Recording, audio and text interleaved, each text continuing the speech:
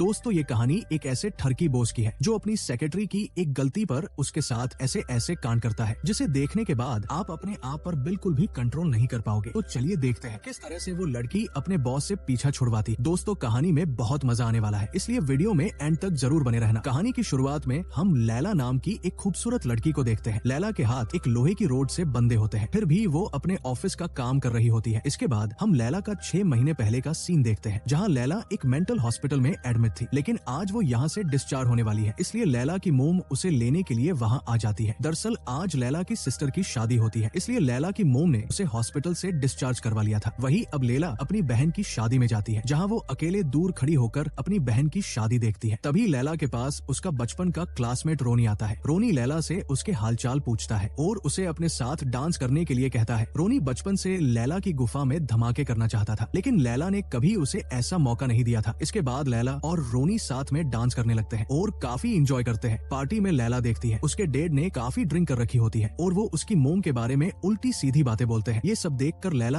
अपने कमरे में आ जाती है और अपने आप को हर्ट करने की कोशिश करती है। दरअसल दोस्तों लैला के मोम डैड हमेशा ही एक दूसरे से लड़ते रहते थे। ये बात लैला को अच्छी नहीं लगती थी, इसलिए वो हमेशा अपने आप को हर्ट करती है। वही अब लैला को अपनी जिंदगी में कुछ करना था, इसलिए वो टाइपिंग सीखने के लिए जाती है और कई जगहों पर जॉब के लिए इंटरव्यू देती है, लेकिन लैला को कहीं भी जॉब नहीं मिलती। एक दिन लैला पेपर में एक आर्टिकल देखती है जहाँ एक लॉयर को सेक्रेटरी के लिए किसी लड़की की जरूरत थी, तो लैला जल्दी से अपना इंटरव्यू देने के लिए उस जगह पहुँच जाती है। लैला देखती है ऑफिस के सारे सामान बिखरे हुए पड़े हैं और वहाँ पहले से एक सेक्रेटरी मौजूद है जो अपना सामान पैक करने में लगी हुई थी। लैला जब उस सेक्रेटरी से बात करने की कोशिश करती है तो वो लैला को उसकी बात का कोई जवाब नहीं देती और वहाँ से चली जाती है। इसके बाद लैला अपने बॉस के केबिन में जाती है जिसका नाम जेक होता है। लैला जेक को अपना इंटरव्यू लेने के लिए कहती है, लेकिन जेक किसी से फोन पर बात करने में लगा हुआ था, इसलिए वो लैला की बात पर ध्यान नहीं देता। ये सब देखकर लैला वहाँ से जाने लगती है। तभी जेक लैला को रोक लेता है और उसका इंटरव्यू लेने लगता है। जेक लैला को उसके बारे में बताने के लिए कहता है, तो लैला भी जेक को अपने बारे में सारी बातें बताती है और उसे अपनी एजुकेशन के बारे में बताती है। लैला की बात सुनकर जेक उसे कहता है, तुम इस जॉब के लिए बहुत ज्यादा एजुकेटेड हो, लेकिन तुम यहाँ ज्यादा दिन तक जॉब नहीं कर पाओगी क्योंकि मेरे काम करवाने का तरीका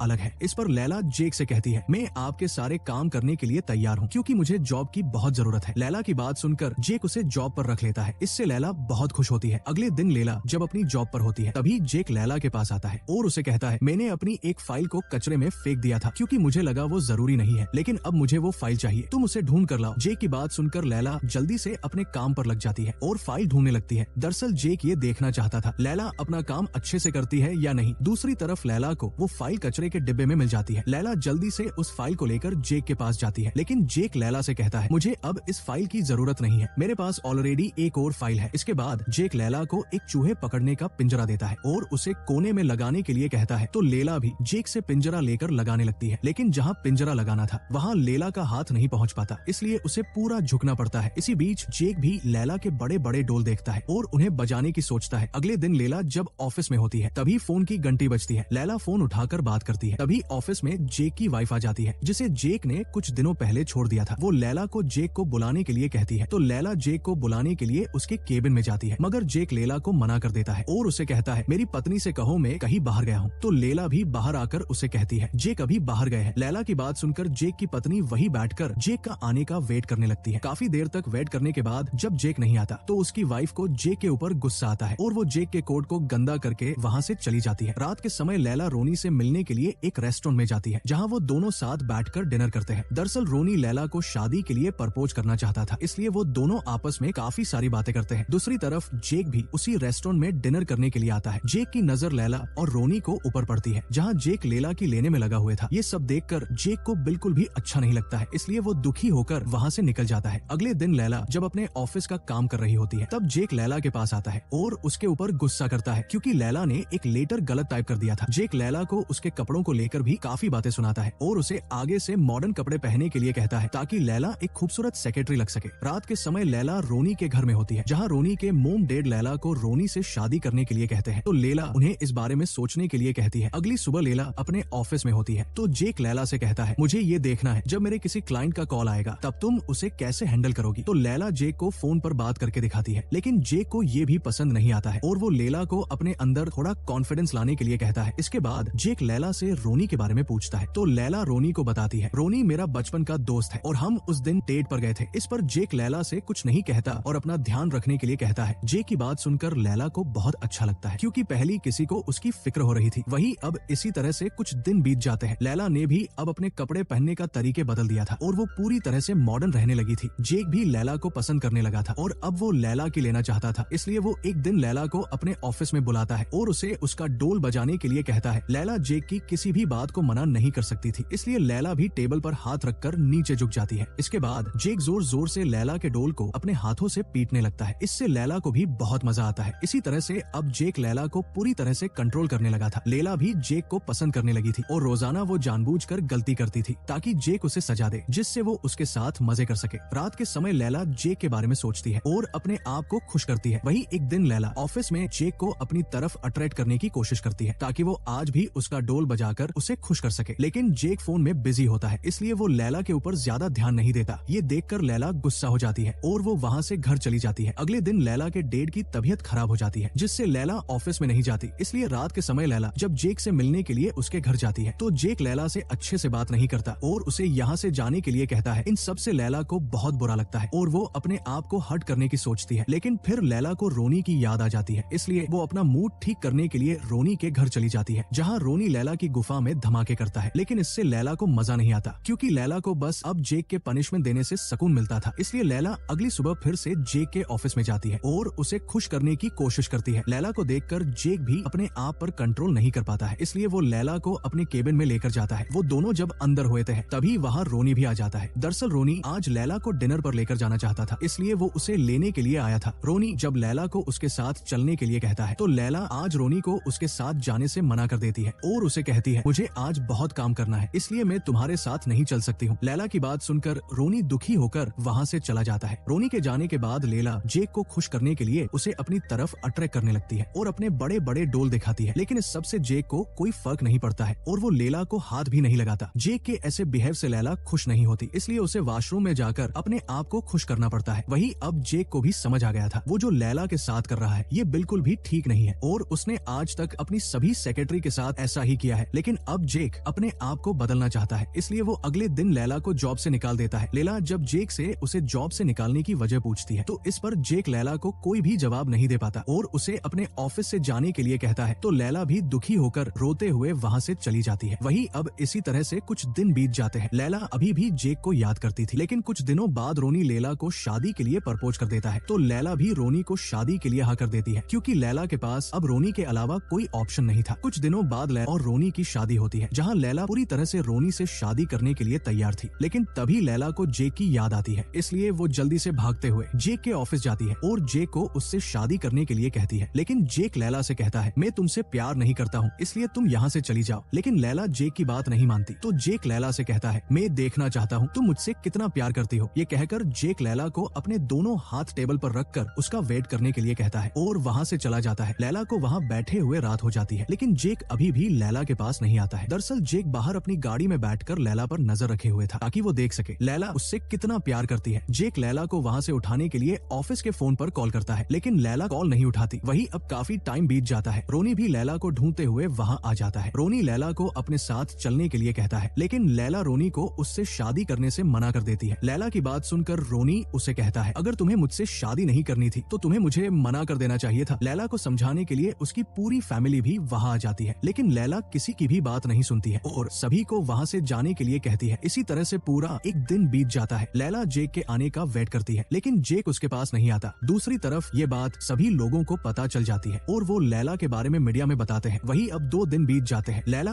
अब टेबल पर ही बेहोश हो चुकी थी। ये देखकर फाइनली जेक लैला के पास चला जाता है और उसे उठाकर अपने हाथों से पानी पिलाता है। इसके बाद जेक लैला को लेकर अपने घर जाता है और उसे खाना खिलाता है। इसके बाद वो दोनों साथ मिलकर एक दूसरे का पानी निकालते हैं। जेक को भी पता चल चुका था लैला उससे बहुत प्यार करती है, इसलिए जेक अब लैला से शादी कर लेता है और इसी सस्पेंस के साथ इस कहानी का यही अंत हो जाता है।